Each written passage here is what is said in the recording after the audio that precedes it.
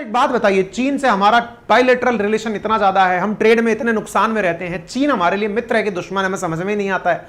हम $100 बिलियन का व्यापार इनके साथ कर लेते हैं, ये कोई मतलब है क्या? चीन से एक तरफ तो हम गलवान वैली इंसिडेंट पर खफा हैं और दूसरी तरफ इनसे व्यापार कर रहे हैं। हमने कहा हाँ, ये बात आपने बिल्कुल सही पूछा, हम चीन के साथ में व्यापार करते हैं लेकिन उसमें बड़ी स्मार्टनेस अपनाते हैं। कैसे अपनाते हैं इसका अंदाजा आप इस बात से सुनिए।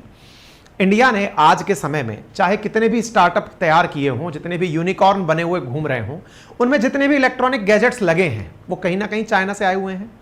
चाहे मैं आपको पढ़ा रहा हूं जिस कैमरे के माध्यम से, वो चाइना में मेड इन चाइना है।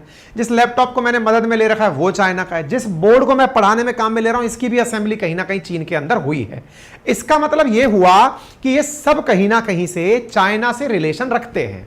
लेकिन चाइना के चीजों को उपयोग में लेकर इंडिया वाले जो नई चीज बना देते हैं। बचपन में आप और हम एक बार जोक सुना करते थे जब बहुत छोटे थे कि दुनिया भर के कई लोग आकर के ये कहने लगे कि हमने ये बनाया, इंडिया वाले आए और उस पर लिख कर चले गए मेड इन इंडिया। हम कुछ उस प्रकार के हैं। चीन ने चाहे जो बनाया हो, हमने उसका उपयोग करके उससे वैल्यू क्रिएशन किया है। वैल्यू क्रिएशन किया है का मतलब आज जिन लैपटॉप्स के थ्रू इंडिया के अंदर ऑनलाइन, या फिर ये कहिए कि भारत जो सॉफ्टवेयर पावर बना हुआ है, असल मायने में जो हार्डवेयर वहां पे लगा है वो चाइनीज है। हम लेते भले ही 100 बिलियन का सामान उससे हो, 100 बिलियन में मान लो 70 बिलियन का खरीदा, 30 का उसको बेचा, 40 का हमें घाटा रहा, लेकिन उसके बावजूद भी हम उस 40 से 400 बिलियन बनाने की कला जानते हैं, 40 से 4000 बिलियन बनाने की कला जानते हैं।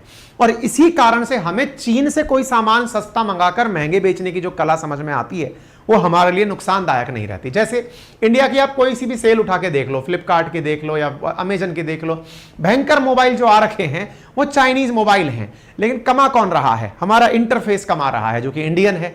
कमा करके उससे रोजगार किनको मिल रहा है? इंडियंस को मिल रहा है। तो एक प्रकार से हमने उनकी इकोनॉमी का उपयोग करके अपनी इकोनॉमी को बड़ा कर लिया है। ठीक है, इसलिए जिनके ये समझ में नहीं आता कि हम चीन को ज्यादा पावर दे रहे हैं, हम चीन को ज्यादा पावर देते हैं ये सही है, लेकिन उससे हम भी बहुत बड़ी पावर क्रिएट करते हैं, ये भी बड़ी बात है। फिर तो आप बोले ऐसा करिए, दुनिया के किसी भी देश को बुलाइए, अपने यहां पर व्यापार करने का निमंत्रण दीजिए, क्योंकि आप तो उससे कुछ ज्यादा बड़ा बनाने की कला जानते ही हैं। मैंने कहा नहीं नहीं नहीं नहीं नहीं, यही फर्क है सबसे बड़ा। चीनी सामान से हम बड़ा बिजनेस बना लेते हैं, हम दुनिया के और सामान से बड़ा बिजनेस नहीं बना पाते।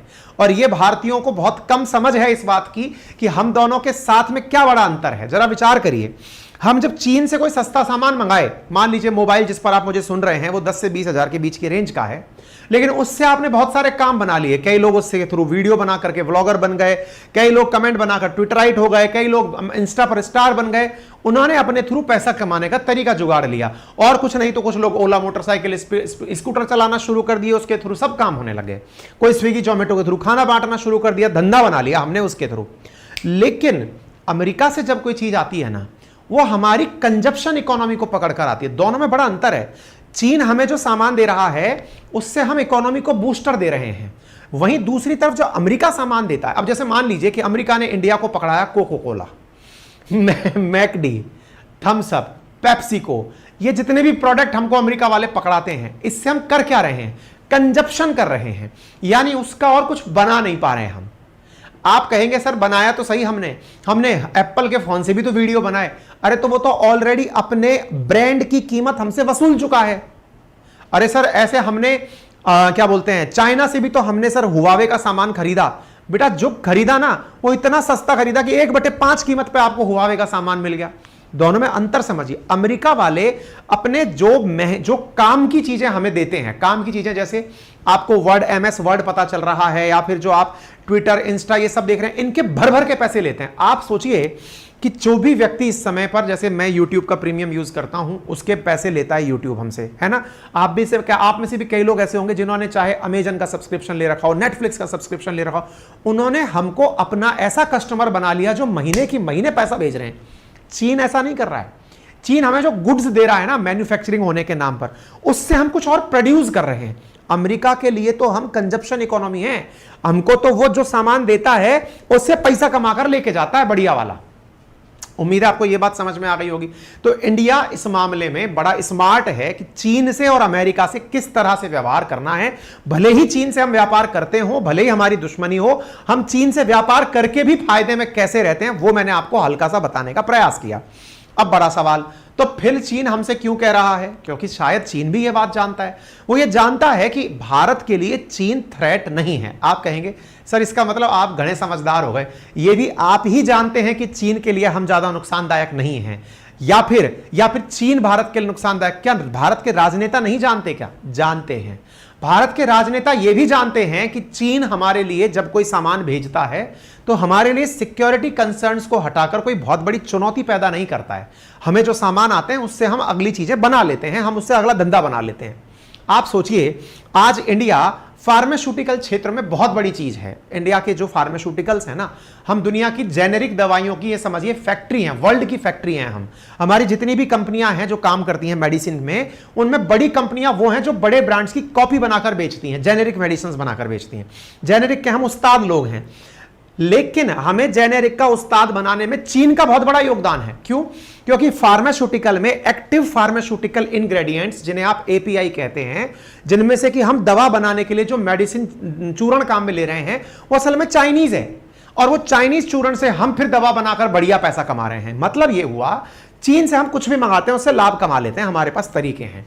और जहां हमें चीन का यह लगता है कि चीन हमसे मुनाफा कमाकर ले जाएगा, जैसे चीन ने भारत में टिकटॉक की आदत डाली, भारत के अंदर बहुत सारे एप्लीकेशंस अमेरिका के स्टाइल पर, वीवो था या चिटचैट था, वी चैट था, जब हमारे सॉफ्टवेयर में एंट्री मारने की कोशिश की, हमने तुरंत बैन लगा दिया। हमने कहा नहीं नहीं नहीं नहीं नहीं, हम तुम्हारे लिए कंजप्शन इकोनॉमी नहीं बनना चाहते कि तुम हमको उठाओ और फिर कहो कि इतना पैसा दो, इस वीडियो गेम का सब्सक्रिप्शन लो। हम वो नहीं चाहते, हम अबजी पबजी तुमसे नहीं चाहते, ताकि पता चले कि तुम हमसे सब्सक्रिप्शन के नाम पर करोड़ों रुपया कमाओ। हम चाइना वालों तुमसे मैन्युफैक्चरिंग का लाभ तो लेंगे, लेकिन तुम्हें कमाने नहीं देंगे। ये बात भी आपको समझ में आ गई होगी। रिसेंटली क्या हुआ है, भारत के मार्केट को दुनिया बहुत उम्मीदों से देखती है। दुनिया का हर देश, आप पूछेंगे वेस्टर्न कंट्रीज फिर और चाइना में और वेस्टर्न कंट्रीज में क्या अंतर रहा? अरे वेस्टर्न कंट्रीज जो भी प्रोडक्ट हमारा यहां लेके आती हैं, चाहे उनकी मोटरसाइकिल हार्ले डेविडसन हो, चाहे उनकी ऑडी बीएमडब्ल्यू मर्सिडीज हो, वो ऑलरेडी इतनी महंगी। आप कहेंगे सर टैक्स बहुत लगता है। अरे भाई, वो उससे रिफाइंड प्रोडक्ट दे नहीं पाते और उसका वो पूरा पैसा वसूलते हैं, तो हमारे लिए वो व्यापार में सेकंड प्रोडक्ट नहीं प्रोड्यूस कर पाता, वो अल्टीमेट गुड बन के रह जाता है हमारे पास कि हम कंज्यूम ही करके रह जाएंगे, हम ऑडी को आगे चलाकर नहीं बेच पाते। चीन भी हमारे पास आया। चीन की एक कंपनी है साथियों, जिसका नाम है BYD। BYD नामक चीन की एक कंपनी है जो क्या काम करती है, वो जैसे टेस्ला इलेक्ट्रिक कार बनाती है ना, ऐसे ही चीन की कंपनी BYD है। अच्छा, एक बात मैं चाहूंगा कि आप और हम 1.99 मिलियन पर खड़े हैं। आज का यह ऐतिहासिक क्षण है। आप में से जो साथी लाइव हैं, अगर उन्होंने सब्सक्राइब नहीं किया हुआ है, अगर वो सब्सक्राइब कर दें, संभव है कि वीडियो के चलते चलते ही आज मैं और आप 2 मिलियन का ऐतिहासिक आंकड़ा छू जाएं। और ये अपने आप में बहुत बड़ी, हमारे लिए भी और आपके लिए भी यादगार पल होगा कि हमने वीडियो के अंदर ही नंबर बदलते हुए देखे। अगर आप हमारा सपोर्ट करते हैं तो जिन्होंने भी सब्सक्राइब नहीं किया हुआ है करिए, क्या पता ये लम्हा आपके साथ हमें यादगार लम्हों में याद रह जाए। आगे बढ़ते हैं। तो चाइना की एक कंपनी है, जैसे आप अमेरिका की एक कंपनी सुनते हैं टेस्ला मोटर्स, जो कि इसकी अपने ट्विटर वाले भैया की, जिसका नाम क्या है यार, बताइए, हम नाम भूल गए, अब याद आ जाएगा। इतना ज्यादा नाम याद रहता है कि हम उसका नाम भूल गए। जो टेस्ला का मालिक है ना, उसकी जो कंपनी है वो इंडिया के अंदर बढ़िया काम कर रही है। और ऐसी स्थिति में टेस्ला की तरह चीन के अंदर एक कंपनी है जिसका नाम है BYD। जो BYD नामक कंपनी है ना, वो भारत के अंदर आकर के इलेक्ट्रिक व्हीकल बनाना चाहती थी। इलेक्ट्रिक व्हीकल बनाना चाहती थी जस्ट लाइक टेस्ला। हालांकि ना तो हमने टेस्ला को आने दिया और ना ही हम लोग, एलन मस्क नाम है, हम मिस कर रहे थे, अब याद आ गया, एलियन मस्क के नाम से हमने बोल। तो जो BYD नामक कंपनी है चीन वालों की, वो इंडिया आना चाहती थी। अब जब वो इंडिया आना चाहती थी तो वो ये चाहते हैं कि इंडिया की गवर्नमेंट इस समय फेम 1, फेम 2 जैसी योजनाएं चलाकर इलेक्ट्रिक व्हीकल्स को बहुत प्रमोट कर रही है। इसलिए आपने देखा होगा, अभी मोदी जी जब अमेरिका गए थे तो एलन मस्क बड़ा मीठा मीठा बात किए थे मोदी जी के साथ कि साहब हम आपके बड़े प्रशंसक हैं, हम आपको पसंद करते हैं। ऐसे ही पसंद उसमें असल में मोदी जी नहीं है, उसको पसंद क्या है, भारत का बाजार। जो पता है कि मोदी जी भारत के प्रधान प्रधानमंत्री हैं, इनकी तारीफ करेंगे तो भारत के लोगों की नजर में हम गुड बुक्स में आ जाएंगे। चाइना वाले भी समझ गए कि इंडिया में मार्केट है, इलेक्ट्रिक मार्केट है, दुनिया वाले व्हीकल खरीद रहे हैं, इलेक्ट्रिक गाड़ियां खरीदी जा रही हैं, तो अपनी क्यों ना BYD नामक जो कंपनी की गाड़ी है उसको इंडिया में उतार दें। और बस यही करने के लिए चाइना वाले हमारे यहां पर आए अपनी फैक्ट्री लेकर के। हैदराबाद की एक लोकल कंपनी के साथ टाई अप किया, $1 बिलियन का इन्वेस्टमेंट प्लान किया।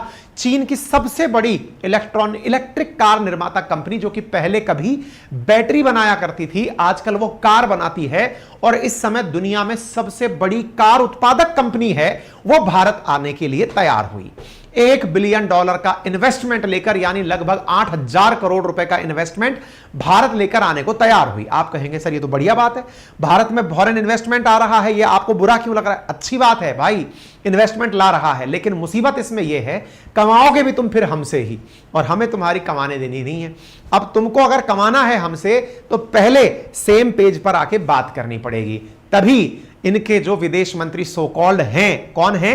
वांग वी, जो कि फिलहाल वांग वी असल में इनके विदेश मंत्री तो गायब हैं, उनके नाम पर जो काम कर रहे हैं वांग वी, वो NSA डोभाल साहब से साउथ अफ्रीका में मुलाकात किए थे हाल ही में, और इनसे कहे कि देखिए आप हमें अपनी थ्रेट मत समझिए। डोभाल साहब ने इनको दो टूक सही कही बात कि सर देखिए बात ऐसी है, हम आपको दुश्मन ना समझे, समझ में आता है, पर पता है आपको एक बात नहीं समझ में आती है। बोले बताइए।